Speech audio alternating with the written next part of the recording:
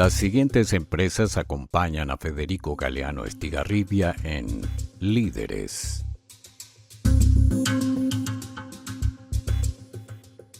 Banco GNB, la raíz de tu futuro.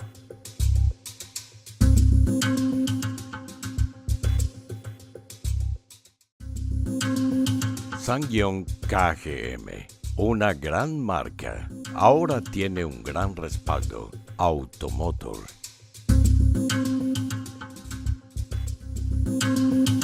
Gondwana, más que agua, una joya.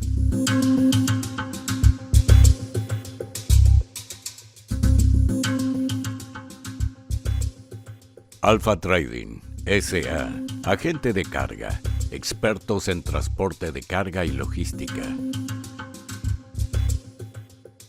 Hotel Las Hortensias, sucursal del Paraíso en la Tierra, Ciudad de Pilar.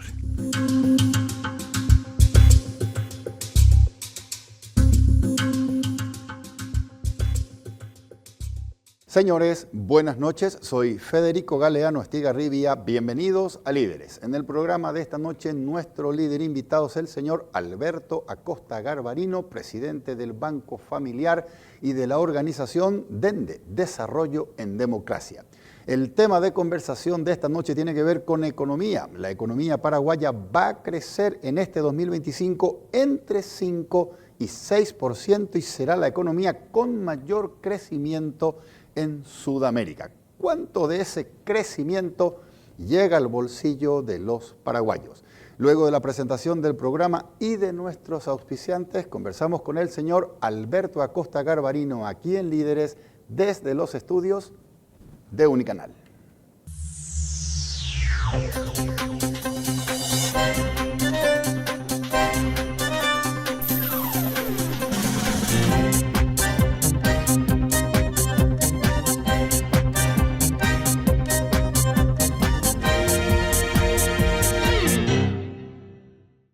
Para cuando quieras ver frutos, hay un árbol y un banco. Para cuando quieras un respiro, hay un árbol y un banco. Para cuando necesites personas que ayuden a personas. Cuando quieras que te presten atención o cuando quieras crecer, hay un árbol y un banco. Para cuando crezcas de a poco o sin haberlo pensado o cuando crezcas tanto que solo sepas echar frutos, hay un árbol que también es un banco. Banco GNB, la raíz de tu futuro.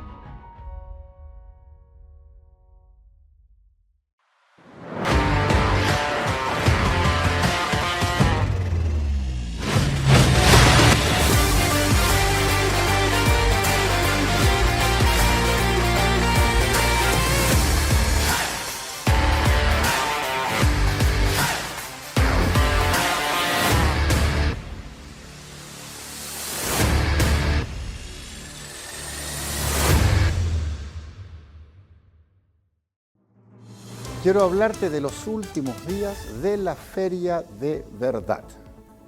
Últimos días de la Feria de Verdad de Automotor. Aprovecha los beneficios que no vas a encontrar en ningún otro lugar. Todas las marcas de Automotor listas para sorprenderte, incluyendo la Torres de SsangYong KGM con su nuevo precio contado, $28.990 o cuotas corridas sin entrega inicial. Descuentos exclusivos, planes de financiación únicos y oportunidades que solo vas a vivir en esta feria. Anda a cualquiera de los showrooms de Automotor y descubrí por qué es la Feria de Verdad.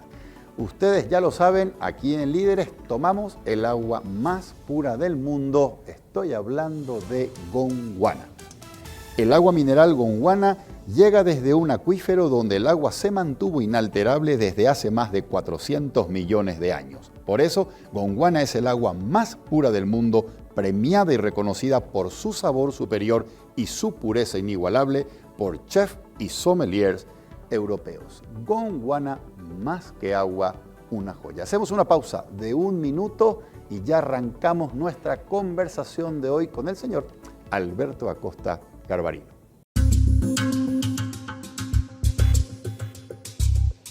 Alberto, buenas noches. Gracias una vez más por acompañarme en esta mesa de líderes. Un placenterazo conversar contigo como siempre. Buenas noches, Federico. Para mí también es un placer estar contigo y con tu audiencia, ¿verdad? Alberto, describime el momento económico actual. Bueno, a mí me gusta siempre usar el ejemplo de la foto y de la película. Si tomamos una foto del año 2025 que se está yendo, este es un año muy bueno. Es un año de crecimiento económico. La última revisión que hizo el Banco Central nos lleva a un crecimiento del 5,3% en el Producto Interno Bruto. Es el mejor crecimiento de los últimos 10 años. La inflación está un poquito por encima del centro de la meta, que es 3,5%, va a cerrar en 4%, pero está dentro del rango de objetivo del Banco Central. O sea, crecimiento económico y inflación controlada. Es un buen indicador, o sea, una buena foto, diríamos. Siempre a nosotros en Desarrollo en Democracia, donde miramos el desarrollo de Paraguay, el desarrollo es un proceso que lleva mucho tiempo. No se mide en años, sino se mide en décadas. Entonces, en ese sentido, hay algunas cosas sí que nos preocupan en la película. Hace poco estuve en Buenos Aires y una de las cosas que me decían los taxistas, que son los politólogos y economistas en Argentina, ¿verdad? Me decía uno de ellos, sí, pues la gente va a invertir a Paraguay porque la economía paraguaya está más estable que la Argentina, pero siguen viniendo los paraguayos a la Argentina por los temas de salud y de educación, salud principalmente. Correcto. Entonces, esa es una de las preocupaciones nuestras, ¿verdad? De que el crecimiento económico necesita también lo social. ¿Y qué es lo social? Y lo social es el tema salud en primer lugar. Cierto. Somos el país con posiblemente menor cobertura de la seguridad social de América Latina.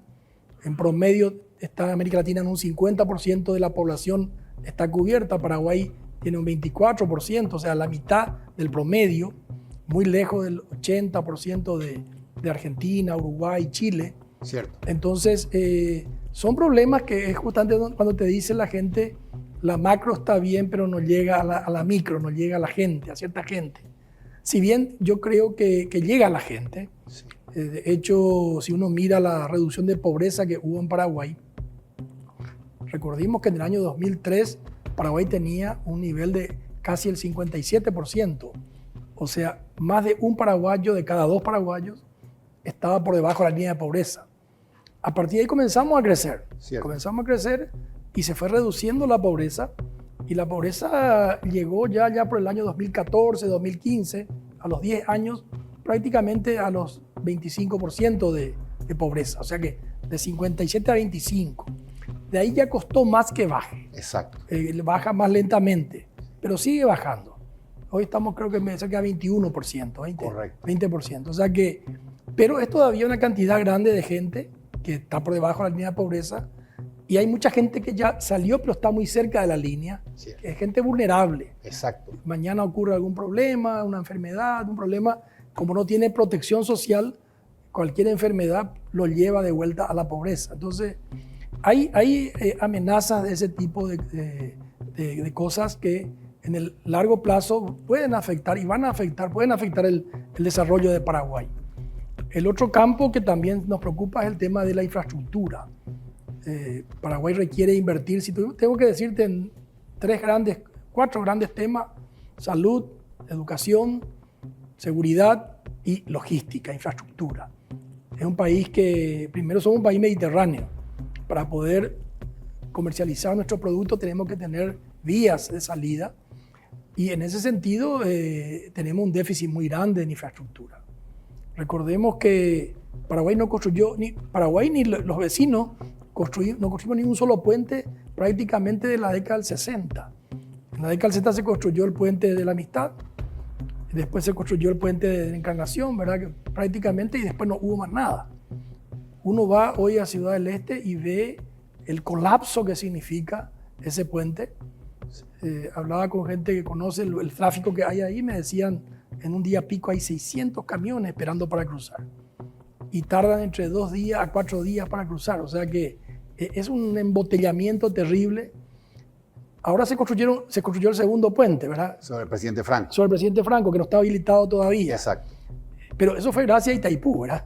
O sea, no es que tampoco Paraguay tiene que invertir fuertemente en infraestructura, en rutas, en puentes, en puertos, en fin, en todo lo que implica la infraestructura y sobre todo en energía, porque energía que creíamos que era abundante, que nadamos en la energía, claramente se ve en el horizonte, algunos dicen 2030, otros 2029, otros un poco más allá, pero claramente Paraguay tiene un horizonte de una crisis energética si no hacemos algo. Correcto. Y nos hemos hecho en estos 50 años, desde que está Itaipú, no hemos hecho prácticamente nada en materia de generación de energía. Entonces, infraestructura es un tema crítico para seguir creciendo. Correcto. Alberto, clarísima la diferencia entre crecimiento económico y desarrollo social. Lo que hemos hecho hasta el momento tiene que ver con la construcción del primer piso, crecimiento económico y estabilidad macro, pero nos falta el segundo piso. Mucha gente que ha dejado los niveles de pobreza económica no significa que el dinero les alcance para salud privada. Necesitan del delivery del Estado de los servicios públicos de calidad que hoy no tenemos.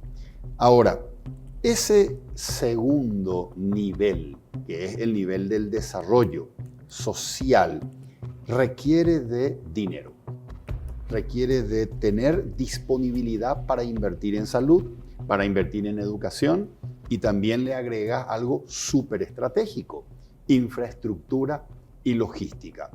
Conversaba yo aquí en el programa, estaba sentado allí el economista César Adario y yo le decía, necesitamos mucho dinero.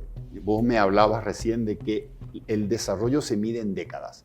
Para los próximos 10 años o 15 años necesitamos miles de millones de dólares para salud, para educación, para infraestructura y para logística.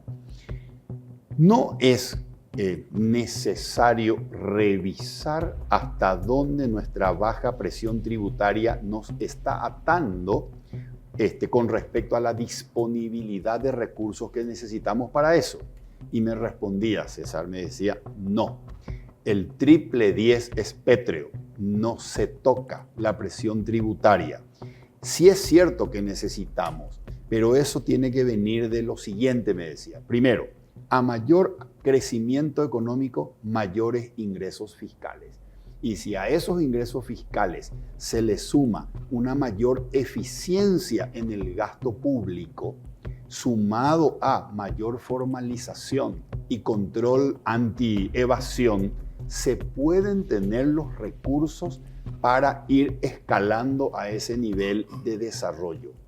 Alberto, ¿coincidís con él que el triple 10 fiscal es pétreo y que los recursos para invertir en salud, en educación, en mayor infraestructura y logística van a provenir de el crecimiento de la economía, aumentan los ingresos fiscales y a eso se le suma mayor eficientización de gasto del Estado, mayor formalización y control anti-evasión? Y de ahí sale la plata. ¿Coincidís con César o no? Coincido en parte, no totalmente, porque Paraguay, con esta misma visión que está mencionando, creció muchísimo sus ingresos tributarios desde el 2003 para acá. Siempre solemos vanagloriarnos de que hemos bajado los impuestos en la reforma que se hizo en el 2003 y aumentó la recaudación, ¿verdad? Eso en parte es cierto, sí, aumentó la recaudación, pero claramente también vemos que hay una enorme ineficiencia y corrupción en el gasto público. Entonces, no es la ineficiencia y corrupción, ¿verdad? Yo te diría que no cumple su rol, o sea, que no brinda servicios públicos. O sea, un país necesita de bienes públicos. Un bien público es la seguridad, un bien público es la salud, un bien público es la educación. Entonces, y nos cuesta 1.500 millones al mes. Que uno lo haga más ineficiente o menos ineficiente, pero hay que separar eficiencia de eficacia, ¿verdad? yo creo que primero tiene que ser eficaz, Exacto. que haya seguridad. Correcto. Después podemos discutir si lo hacemos en forma eficiente, si gastamos mucho en seguridad o no, ¿verdad? Pero si no hay luego seguridad, si no hay salud, si no hay educación, entonces no podemos hablar de eficientizar el gasto público. Primero tiene que ser eficaz el gasto público. Bien. Y eso requiere una maquinaria estatal que hoy no tenemos. Nosotros tenemos un Estado donde si vos separás, yo siempre separo un poco en tres niveles, ¿verdad? Nosotros creamos instituciones, o se fueron creando en el tiempo, instituciones que nos aseguraron la estabilidad macroeconómica. Un banco central independiente, relativamente independiente, profesional.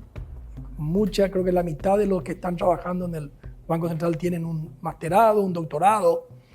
O sea, cuando decimos un Estado eficiente, tiene que tener gente capaz, gente preparada. Esa gente tiene que ganar bien también, ¿verdad? Entonces, hemos construido un Ministerio de Hacienda, ahora Economía, Exacto. también relativamente profesional. Entonces, hemos construido instituciones que nos aseguraron la estabilidad que hoy tenemos. Un país con una moneda estable, con déficit relativamente controlado, pero nos hemos construido, por ejemplo, instituciones para el desarrollo del Paraguay. Una cosa es la estabilidad, que es necesaria, pero no es suficiente. Requerimos el desarrollo.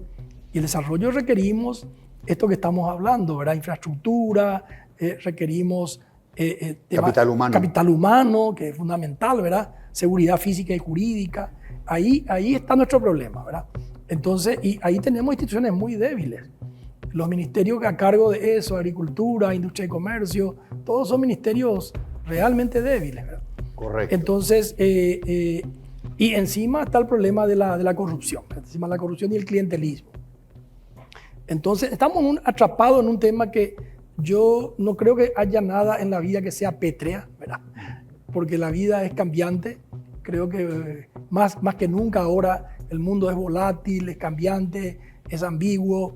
Requiere gente que vaya adaptándose a los diferentes escenarios. Entonces yo no tomo por ese lado nada es permanente, ¿verdad? Hay que mantener políticas en el largo plazo. En ese sentido comparto una visión pero este país necesita inversión social, y ahí estamos en un círculo vicioso. Tal vez haga falta una revisión de los impuestos, tal vez haga falta, pero con este Estado así como está, este Estado con clientelismo, con corrupción, con mal gasto que existe, nadie está dispuesto a pagar más impuestos. Entonces, pero también si no pagamos más impuestos, ya sea por la vía de la formalización o por la vía inclusive de alguna revisión en algunos temas. Okay. En la práctica hubo revisión impositiva, no fue 10-10-10 como dijo Adario. En el periodo de Marito, en la época de Benigno, se eliminaron una serie de exenciones, se redujeron algunas deducibilidades, que en la práctica significó mayor impuesto para la gente, ¿verdad? Bien. Entonces hubo un aumento de impuestos, ¿verdad que no hubo? Pero, repito de vuelta, tenemos que tener un Estado que funcione. Ese es el problema. Hasta ahora hemos crecido sin el Estado prácticamente. El Estado nos molestó. En ese sentido, sí nos dio un marco de estabilidad, un marco de cierta estabilidad macro que es importante, pero no molestó a los que crecían económicamente, como ocurrió, por ejemplo, en la Argentina. En la Argentina, fíjate que comenzó a crecer la producción de soja y le metieron retenciones, a la ganadería le pusieron restricciones para exportar, o sea, y eso hizo que la producción argentina se caiga, ¿verdad? Acá no molestó el Estado. Acá el sector privado invirtió y crecimos. Crecimos empujado por la soja, la ganadería principalmente, los dos principales motores. Pero llega un momento en que ya no basta el sector privado. Requerís justamente infraestructura, Exacto. requerís caminos, requerís puertos, requerís puentes, requerís cosas. Entonces, el crecimiento futuro de Paraguay tiene que ser con un Estado más eficiente que tenemos hoy. Correcto. Y es complicado, complejo, porque vemos que eso toca la base política del partido de gobierno. Entonces, Exacto. ¿cómo hacemos para modificar este Estado cuando este Estado así como está es el que soporta políticamente al partido que está en el gobierno, ¿verdad? Anécdota, Sí. Alberto, anécdota. Sentado en esa silla sobre esta misma pregunta, el expresidente Nicanor Duarte Frutos me dijo, hay que hacer una revisión tributaria porque aquellos sectores a los que les va muy bien deben tener una mayor contribución. Caso contrario, la democracia, que es una institución de los paraguayos hace 36 años, está en peligro. Eso, comentario Sí, del expresidente. expresidente. De vuelta, repito lo mismo que te dije.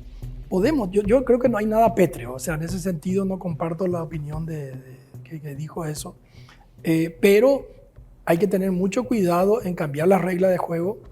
Paraguay hoy es un país que su atractivo para la inversión en Paraguay, uno de sus atractivos es la baja carga tributaria. Exactamente. Pero cada día más ocurre que un problema es la falta de infraestructura, ¿verdad? Cierto. Entonces, Y la imposibilidad de seguir pidiendo plata prestada. y la imposibilidad, así que ese es otro tema que podemos Discutir. Y ya también se nos está acabando el tema de Itaipú, ¿verdad? Itaipú, así como está, tenemos un año más de ingresos extraordinarios y después va a ser teóricamente un centro de costo. Hablemos de eso en un minuto. Hablemos después, sí. Alberto, te quiero hacer una consulta sobre esta particularidad. Decías vos, el pronóstico para el crecimiento de este año es de 5.3% según Banco Central del Paraguay. El presidente Santiago Peña dice, soy un poco más optimista que el Banco Central del Paraguay.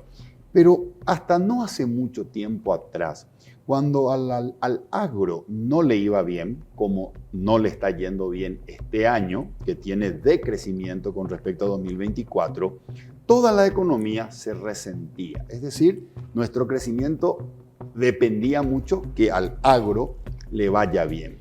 Los números ahora, al término del tercer trimestre de este año, son números donde se muestra el agro con decrecimiento, pero después se muestra crecimiento en el sector construcciones, crecimiento en el sector manufactura, crecimiento en el sector servicio.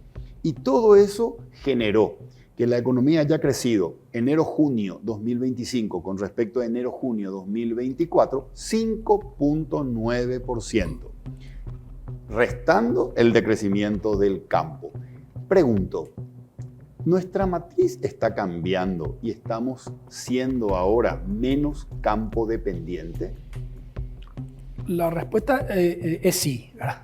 La matriz está cambiando, pero te hago un comentario a tu afirmación, ¿verdad? Si tomás el último informe, pues vos hablaste a junio, ¿verdad? Pero si tomás el último que ahora salió para septiembre, hubo una revisión de la estimación del sector agro. Realmente el sector agro también, el sector primario, correcto, que incluye agricultura, carne, ganadería, en fin, todos los sectores, también va a crecer casi un 5%, más de un 5%. ¿Por qué va a crecer? La soja va a tener una producción similar a de años anteriores, ahí no va a haber crecimiento, pero va a haber producción, va a haber una producción grande, pero no crecer con respecto al año pasado. Correcto. Pero sí tenemos una muy buena producción en el tema del maíz y del arroz, ¿verdad? Entonces, todo eso empujan el PIB agrícola también para arriba. O sea que no fue un mal año agrícola, en resumida, por lo menos según la estimación de septiembre, ¿verdad? Entonces vemos que ya no es solamente la soja, vemos que es la carne, vemos que es el maíz, vemos que es el arroz. Ya hay varios dentro del sector primario. Tenemos después el motor del sector secundario, que es la parte industrial, donde claramente el crecimiento del sector industrial, principalmente de la maquila, vinculado a la exportación a Brasil, ha crecido, está creciendo. También el sector industrial, el sector secundario, también crece arriba del 5%. Y por último, no por último porque es lo más importante seguramente en cuanto a tamaño, el sector comercio y servicio ha crecido muchísimo. Okay. Entonces, también arriba del 5%. O sea que este crecimiento de 5,3% está empujado por los tres sectores. El único tema que solemos levantar nosotros en la Fundación Desarrollo en Democracia es que uno de los que empujó este crecimiento ha sido el crecimiento del crédito. El crédito creció mucho, está creciendo mucho, hace unos años ya. Este año se estima que va a crecer casi un 18%, tanto en moneda local como en moneda extranjera. Y hay que recordar que Si el crédito crece, empuja la economía. Si el crédito se contrae, frena la economía. Ahora, ¿cuánto debe crecer en forma sana un sistema financiero? Y nosotros siempre solemos mencionar que un sistema financiero tiene que crecer sumando tres elementos. Primero es el crecimiento del PIB. Bueno, si el PIB va a crecer 5,3, debe crecer 5,3 por el lado del PIB. Ahora, eso está expresado en moneda constante, entonces hay que sumar la inflación. La inflación va a ser un 4%. Ahí tenemos 9 y algo. Pero tenemos 18 de crecimiento. Ponerle 2% más de bancarización, de gente nueva que entra al sistema financiero. 11. El sistema financiero debería crecer en torno a 10, 11, 12%, dependiendo de estos tres elementos. 18 es un crecimiento muy fuerte, que puede traer mañana problemas de que se está concentrando el crédito en poca gente, se está sobreendeudando a alguna gente. O sea, es un ritmo muy fuerte de crecimiento que está empujando hoy básicamente el consumo. El consumo, y ahí entramos de maquinaria, de autos, de heladeras, de ropas, de todo tipo de cosas, que gran parte de esas cosas son importadas. Cierto. Entonces, Paraguay está creciendo este año, ese es un tema, la importación es mayor que la exportación. Tenemos un déficit en la balanza comercial, un déficit, o sea, hoy estamos teniendo en Paraguay déficit gemelo, tenemos déficit fiscal por un lado y déficit en la cuenta corriente, en la balanza comercial, son dos déficits y más o menos de la misma magnitud, ¿verdad? Un 4% cada uno. Eso no es sostenible en mucho tiempo. O sea, estamos hoy empujándole al auto con toda la potencia del motor. Correcto. Déficit fiscal, déficit cuenta corriente. Riesgo de sobrecalentamiento. Hay riesgo de sobrecalentamiento, hay riesgo de sobreendeudamiento. Entonces, en algún momento hay que ir viendo cómo frenamos gradualmente, no un aterrizaje forzoso, pero claramente este ritmo de crecimiento no es sostenible en el largo plazo. Tengo aquí algunos números del Banco Central del Paraguay. Esto es algo que vos conocés muy bien, el estimador de cifra de negocio que tiene que ver con el movimiento de ventas. Enero-agosto 2025 comparado con enero-agosto 2024. Y estos números me llaman la atención y quiero saber si esto tiene que ver con ¿aumentó el poder adquisitivo del paraguayo y por eso hay mayor demanda? ¿O esto tiene que ver con mayor ingreso de turistas? Según el estimador de cifra de negocios, los supermercados han vendido 5% más enero-agosto 2025 que el mismo periodo 2024. Las tiendas de prendas de vestir han vendido 8% más en estos primeros 8 meses de 2025. Equipamientos para el hogar, 12.8%. Dice mantenimiento de vehículos y venta de vehículos 7.1%, venta de combustible 9%, productos farmacéuticos 12.7%, materiales de construcción 7.2%. Se nota un incremento en el consumo interno en estos rubros en los 8 primeros meses de este año comparado con primeros 8 meses de 2024. ¿A qué se debe esto? Mayor poder adquisitivo y por lo tanto mayor demanda. ¿Se termina el contrabando porque es más caro en la Argentina, entonces compramos más acá? ¿O también tiene que ver con ingresos de turistas que vienen a comprar acá? Creo que la respuesta es y, no es o, no es todo lo otro. Es todo eso que estás mencionando. Era claramente la política monetaria de Argentina. Recordemos, por eso hay que estar muy atento qué va a pasar el domingo en Argentina. Con las elecciones. Con las elecciones, porque Argentina es como un péndulo, va para un lado, después va para el otro extremo. Entonces, o está muy barato o está muy caro, depende del tipo de cambio, ¿verdad? Entonces, lo que ocurrió fue que con Milei, el dólar se fijó en un valor, diríamos, muy bajo. Correcto. Con lo cual se encareció Argentina. Argentina está caro. Y eso hizo que ese flujo, la gente iba a Clorinda a comprar, ahora viene la gente de allá para acá, ¿verdad? La gente iba a Posada a comprar, ahora vienen los argentinos a Encarnación. O sea, ese movimiento distorsiona ese número, ¿verdad? Porque de hecho el paraguayo seguía comprando, siempre compra la misma cantidad, pero compraba en Clorinda. Exacto. Y no estaba registrado como una venta local. Ahora compra localmente, Sí. con lo cual el supermercado tiene más venta. El combustible que mencionaste claramente entraba combustible de contrabando en Argentina, dejó de entrar de ahí y se compra en las estaciones de servicio locales, ¿verdad? O sea, los shopping uno va y encuentra muchos argentinos. Exacto. En Encarnación, en Ciudad del Este, por todas partes uno ve muchos argentinos comprando, con lo cual una parte tiene que ver con eso, ¿verdad? Correcto. Por otra parte, sí, también yo te mencioné el crédito en Paraguay creció. Ahí está. También, entonces, también el paraguayo tiene más posibilidad de comprar autos, de comprar heladeras, televisores, equipos de sonido, en fin. Hay también el empuje nuestro del crédito sumado a este viento a favor entre comillas, de Argentina, hace que todos estos indicadores estén un poquito muy por arriba de lo que sería normalmente. Correcto. Hay que saber que eso, por un lado, Argentina puede ir al otro lado del péndulo y de un día para otro, porque ocurrió cuando subió Milei, de un día para otro, el puente, por ejemplo, en Encarnación, que se llenaba en un sentido, se cortó y fue para el otro lado, ¿verdad? Ya no era más negocio. No era más negocio. Entonces puede pasar eso. Es el impacto de vivir al lado de un país tan inestable. Y por otro lado, el tema del crédito, yo creo que por este tema de liquidez y por muchas cosas más, creo que el crecimiento se va a ir un poco frenando. No se va a frenar pero totalmente, pero el ritmo de crecimiento se va a reducir. Ralentiza. Se va a ralentizar, sí. Volvamos a nuestro primer piso, crecimiento económico, y nuestro segundo piso, pendiente, desarrollo humano, desarrollo social. El presidente de la República apunta a captar inversiones para que esas inversiones palanqueen mayor empleo y que a partir de allí empiece a derramar la macro en lo micro, a partir de empleo. El presidente dice que este ambiente de previsibilidad que ofrece el Paraguay y el recientemente conseguido grado de inversión son muy alentadores en términos de buen pronóstico para que vengan esas inversiones.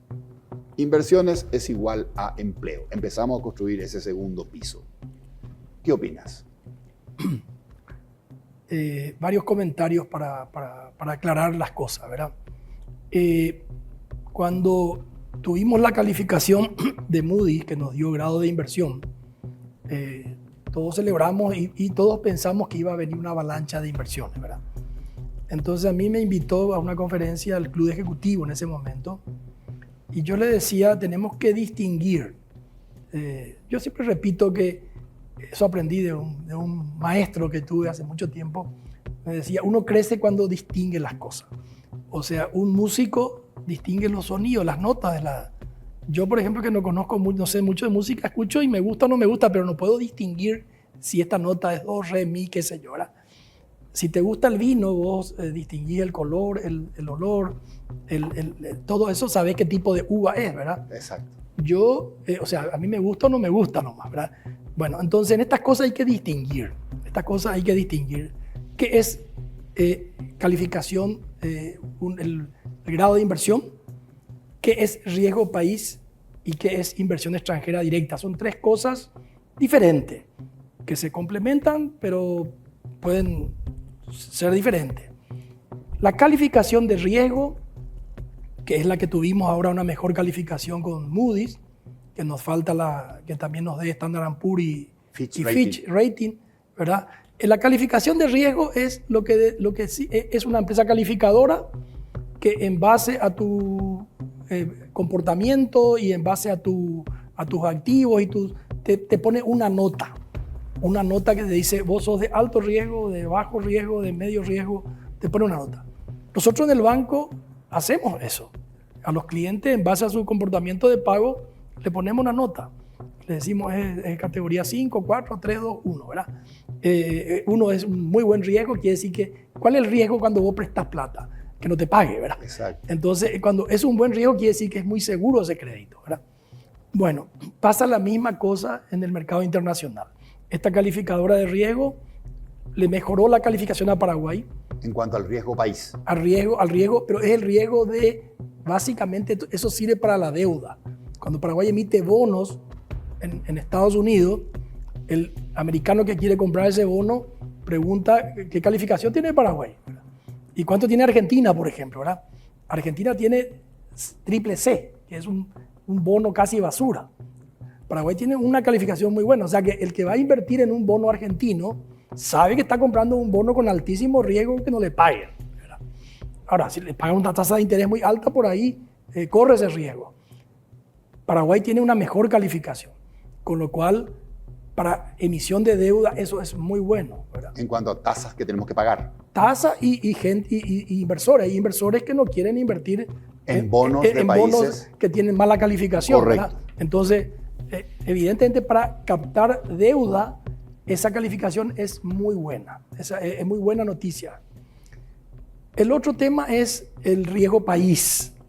Ese riesgo país, en el fondo, es un índice que lo hace JP Morgan hace mucho tiempo, en que compara la tasa de interés que paga un país, un bono de un país, con respecto a la tasa de interés que paga Estados Unidos, que sería el mejor riesgo, diríamos, todavía. Entonces, Estados Unidos paga 4%, por decir un ejemplo, y por ejemplo Paraguay está con 180 y pico de riesgo país, o sea, para Paraguay captar tiene que pagar 1,86 más que Estados Unidos, 5 y algo. Correcto. Argentina tiene un riesgo de 1.200, o sea que para captar fondo Argentina tiene que pagar el 4 de Estados Unidos más 12, Exacto. más 16% tiene que pagar Argentina porque tiene un riesgo país alto. Pero ese es un índice que todos los días varía, todos los días varía. La calificación de riesgo es una calificadora que te pone una vez y revisa cada tanto.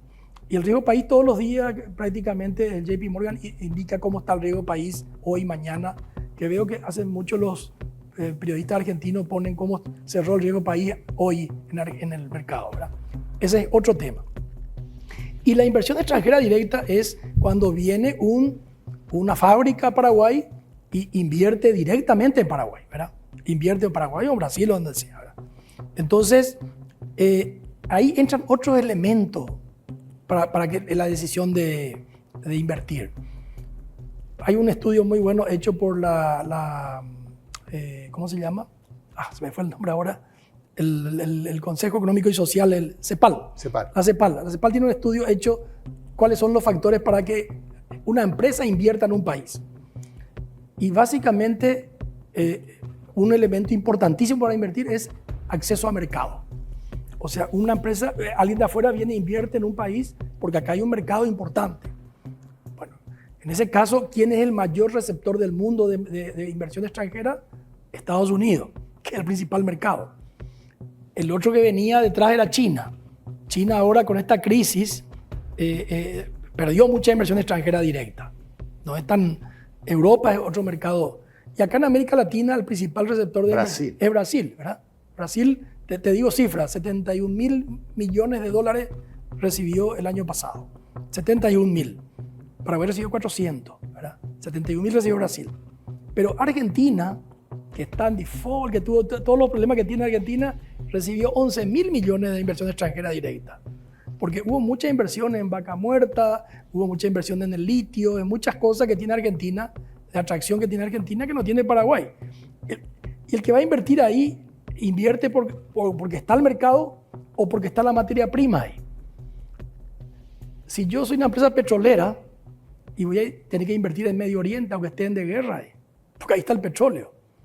Si yo quiero invertir en el cobre, me voy a invertir a Chile. Exacto. Porque ahí está el cobre. Entonces, la inversión extranjera directa responde a otra lógica. No porque tenga una buena calificación de deuda, va a venir la inversión extranjera directa. Yo creo que Paraguay sí tiene condiciones de atraer inversión extranjera directa siempre y cuando acceda principalmente al mercado brasilero. Okay. El tema de Mercosur es clave para Paraguay. Porque, y de hecho están viniendo muchas inversiones brasileras que invierten en Paraguay para poder vender a Brasil. Correcto. Entonces, yo estuve hace poco, se hizo en Ciudad del Este el foro Paraguay-Brasil, que hizo la Cámara Paraguaya Brasilera, y fue impresionante. Había más de 5.000 empresarios que vinieron de Brasil, porque Paraguay es hoy atractivo por el triple 10 que estás mencionando, por tasas bajas de impuestos, por pocas regulaciones, por pocos problemas laborales con los sindicatos. Paraguay es muy atractivo para ellos. Están invirtiendo, pero ese es un comentario que yo siempre le hago en mis artículos. Correcto. Podemos viajar por el mundo entero, pero la gran inversión va a venir siempre de Brasil. Correcto. Entonces, muchas veces es mejor ir a Paraná, a Mato Grosso, a Santa Catarina, que ir a lugares muy distantes para buscar inversores. Correcto. Alberto, quiero que me digas cuáles podrían ser 3 o 4 sectores de la economía que pueden palanquear crecimiento económico en los próximos 5 o 10 años por encima de nuestro potencial natural que está entre 3.7 y 4%. ¿Qué sectores pueden impulsar y tener un crecimiento entre 5 y 7 interanual? Bueno, en primer lugar hay un estudio muy interesante que hizo McKinsey para el Ministerio de Industria y Comercio, donde hay varios sectores que indican ahí que Paraguay tiene potencial, digamos, de desarrollar. Pero claramente yo veo que Paraguay creció, para ser así más general, ¿verdad? Paraguay creció empujado por los commodities. Okay. Desde el 2003, commodities son, por el caso de la soja. ¿verdad? Exacto. La soja, los cereales, la oleaginosa. Y eso tiene un precio en el mercado internacional.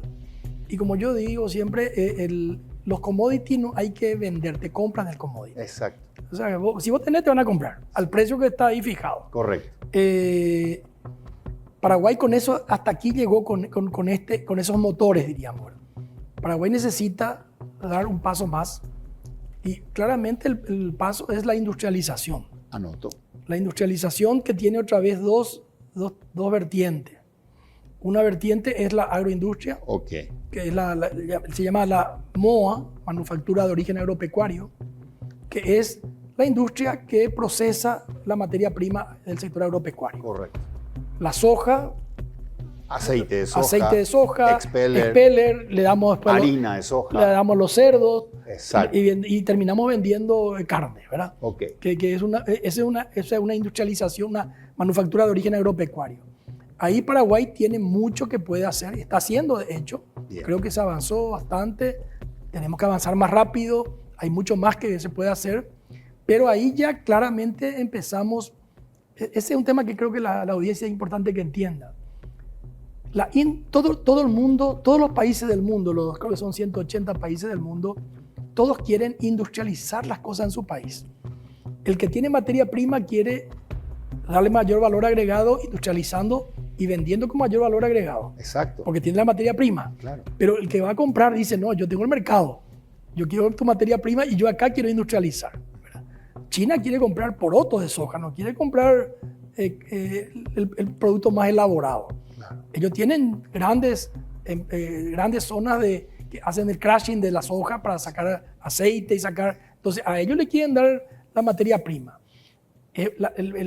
Ahí entramos en una guerra comercial, Cierto. que este ambiente que hay hoy con Trump y compañía no es muy bueno para nosotros, ¿verdad? Bien. Pero por ahí pasa un poco el tema de manufactura de origen agropecuario. Y la otra es la manufactura de origen industrial, donde básicamente el MOI, el MOA el primero, el MOI el segundo. Manufactura de origen industrial. Donde Textiles, muebles. textiles, bueno, pero podemos traer cableado, como tenemos hecho cables que traemos de fuera de Mercosur, procesamos, convertimos en cable para el auto, ¿verdad? Esa es una industria de origen industrial. Correcto. Ahí nosotros genera vemos, mucho trabajo. genera mucho trabajo y de vuelta en el esquema de la estrategia comercial de Paraguay, básicamente el mercado es el Mercosur y principalmente Brasil. Nosotros tenemos muy atado nuestro desarrollo a integrarnos con Brasil. Ok. La geopolítica, la geoeconomía es demasiado importante. Hoy no podés pensar tu plan de desarrollo sin saber dónde estás ubicado geográficamente. Si yo estoy ubicado en Medio Oriente y tengo como vecino a los árabes, a los israelíes que están en guerra, bueno, yo tengo que fijar mi estrategia en base a eso. Correcto. Alberto, te hago una consulta. Te hago un comentario más para terminar Adelante, sobre eso. adelante. Hace mucho tiempo había leído una anécdota, ¿verdad? Polonia es un país que fue invadido por los rusos, por los alemanes, en la Primera, Segunda Guerra Mundial. Prácticamente lo despedazaron, lo juntaron de vuelta. Está otra vez amenazado de vuelta ahora, ¿verdad? Entonces, una vez dice que un ministro de Economía puso un aviso en un diario londinense que decía cambio una excelente política económica por mejor ubicación geográfica.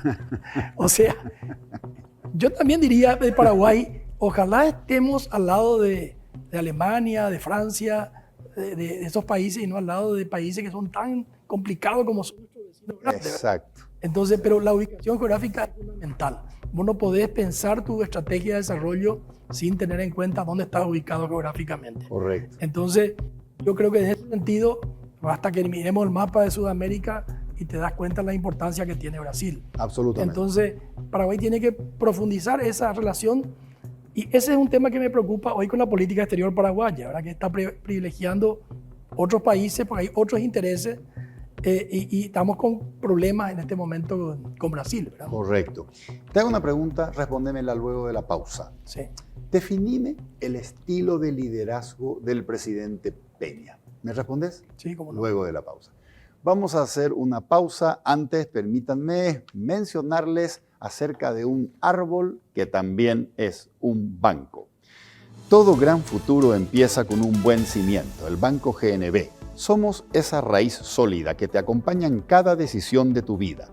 Cuando quieras crecer, cuando quieras un respiro o cuando busques personas que ayuden a otras personas, hay un árbol que también es un banco, Banco GNB, la raíz de tu futuro.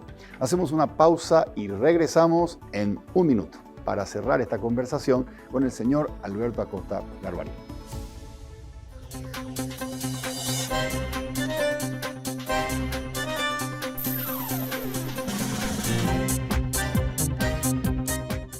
Para cuando quieras ver frutos, hay un árbol y un banco. Para cuando quieras un respiro, hay un árbol y un banco. Para cuando necesites personas que ayuden a personas. Cuando quieras que te presten atención o cuando quieras crecer, hay un árbol y un banco. Para cuando crezcas de a poco o sin haberlo pensado o cuando crezcas tanto que solo sepas echar frutos, hay un árbol que también es un banco. Banco GNB, la raíz de tu futuro.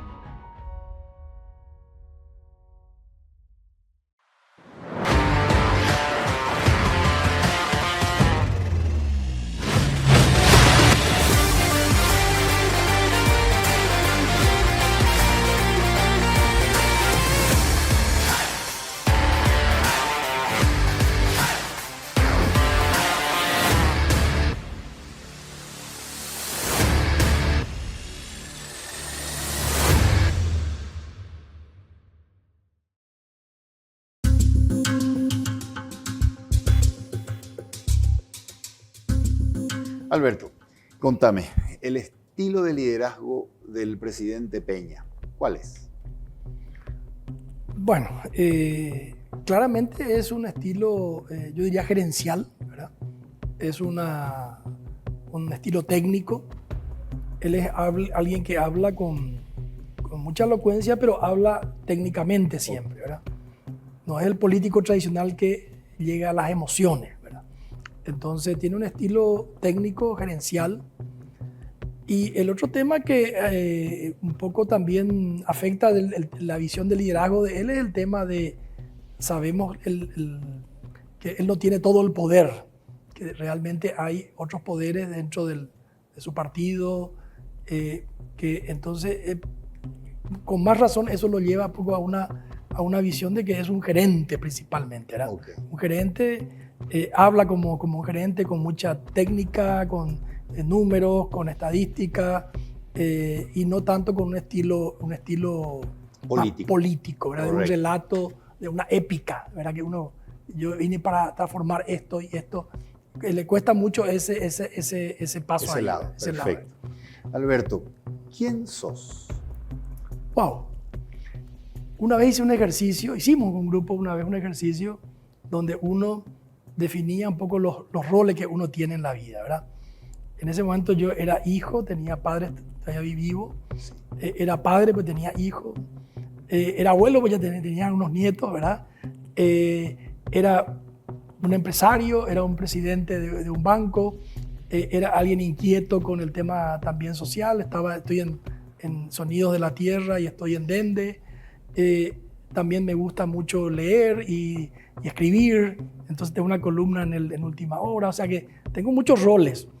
No es una persona, ¿verdad? Exactamente. Eso en el lado profesional. También en el lado personal pasa la misma cosa, ¿verdad? Pero yo creo que hay que acostumbrarse y uno, eso sí, aprendí que cuando hablaste, por eso no me gustó mucho tu comentario lo pétreo, ¿verdad? Sí. Una de las características yo creo que de una persona es ser alguien plástica, ¿verdad? ¿Qué quiere decir ser plástico? Significa Flexibilidad. Flexibilidad. Cuando estoy con mis padres soy hijo, no soy... Cuando estoy con mis padres yo soy el hijo. Cuando estoy con mis hijos yo soy el padre, ¿verdad? Y tengo que actuar como padre y como hijo, depende. Hay momentos para divertirse, hay momentos para ser serio. Entonces la plasticidad es muy importante, ¿verdad? Correcto. Y entender que en la vida uno tiene que tener muchos roles. Yo conozco gente que es muy rígida y que es jefe en todas partes, o que es el papá grande en todas partes. Y nombres de papá y de mamá. Mi papá se llamaba igual que yo, Alberto, o sea, yo igual que él, mejor dicho, pero era más conocido por su apodo, Neneco. Y mi mamá era Josefina, era también, ya falleció, pero más conocida por Tita, era su apodo. Me dieron mucho, yo fui afortunado en este país donde uno ve tanta ausencia, sobre todo de padre. Sí. Yo tuve la suerte de tener una madre muy afectuosa, muy cariñosa. Y ¿qué valores te enseñaron Neneco y Tita? Y me enseñaron básicamente la importancia del nombre, y en el sentido de cuidar el prestigio de tu nombre, que ese es un activo que no tiene precio, ¿verdad? Correcto. Entonces, más que tener dinero, no tener dinero, más que los bienes materiales, que tus hijos sean orgullosos de... Y hay una frase que me gusta repetir que me enseñó un amigo que ya falleció, que estaba en el banco familiar, Alfredo Steinman. Sí, y Alfredo me decía, yo después te tomo tu frase, le dije, mi objetivo en la vida es ser mejor que mis padres y que mis hijos sean mejores que yo. Pero cuando digo mejores no es más dinero, claro. Mejores personas. Mejores personas. Sí. ¿Me puedes definir qué es la felicidad para vos? Yo no sé si hay una felicidad, hay momentos felices, ¿verdad? Hay momentos felices y básicamente es poder hacer lo que te gusta, lo que querés, ¿verdad? Así como el problema es no hacer lo que te gusta y lo que querés. Yo, por ejemplo, puedo ser feliz leyendo un buen libro, caminando. O sea, hay gente que le gusta otras cosas, ¿verdad? Entonces, yo no soy bastante en ese sentido metido para adentro posiblemente, ¿verdad? Las cosas que me gustan son cosas más chiquititas, más íntimas. Sí. Esos son los momentos de más felicidad. Alberto, ¿nos morimos? ¿Y qué pasa después? ¿Hay una vida después de este plano terrenal? ¡Wow! Es una pregunta complicada. Yo querría creer que sí hay, ¿verdad? Me conviene que haya, ¿verdad? Me cuesta creer. Me cuesta mucho creer. Pero le envidio a quienes creen, ¿verdad? ¿Cuándo fue la última vez que lloraste? Yo soy bastante llorón, emotivo, pero claramente el momento más difícil de mi vida fue cuando mi hijo falleció, mi hijo mayor, hace ya un buen tiempo, ¿verdad? Sí. Sí. ¿Qué libro estás leyendo en este momento? Estoy leyendo mucho, hace tiempo ya, mucho sobre geopolítica. Realmente, es un libro de un español, Pedro Baños se llama, La encrucijada mundial, donde habla de todos estos conflictos geopolíticos que hay. Fue escrito antes de Trump, ¿verdad? Sí. Pero ya se veían los conflictos de Ucrania, los conflictos en Medio Oriente, China, Taiwán. O sea, me gusta mucho el mirar, digamos, desde arriba y ver justamente cómo se mueve ese tablero mundial y los movimientos que hace cada potencia, diríamos, ¿verdad? ¿En qué cambiaste de opinión? ¿En qué cosas vos decías, la cosa va para acá, y más adelante dijiste, en realidad la cosa va para acá?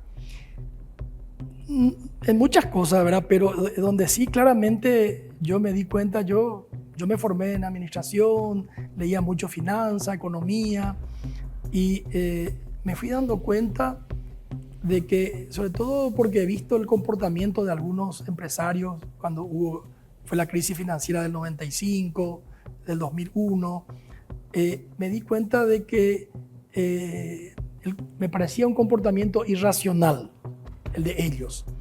Después me di cuenta que hay que leer más psicología que leer economía, ¿verdad? Y creo que en ese sentido, bueno, de hecho hay premios Nobel que son psicólogos, ¿verdad? Exacto. Pero hay un libro muy bueno de López Rossetti, un psicólogo argentino, que dice que los seres humanos somos seres emocionales que también razonamos, pero somos emocionales básicamente. Entonces, si uno no entiende eso, no entiende lo que pasa, no puede conducir personas. Exacto. Porque hay mucho de tema emocional. Y entonces Alberto, ahí me equivoqué al pensar que todo es razón. Hay mucho de emoción en en realidad las somos decisiones. más emocionales y también Y también razonamos. Sí, así mismo. Un placenterazo, un gran gusto, Alberto, volver a conversar contigo y que pronto se repita. Gracias, Federico, y ojalá podamos tener una conversación rápidamente, pronto. Okay. Soy Federico Galeano Estigarribia. Esto fue Líderes. Buenas noches.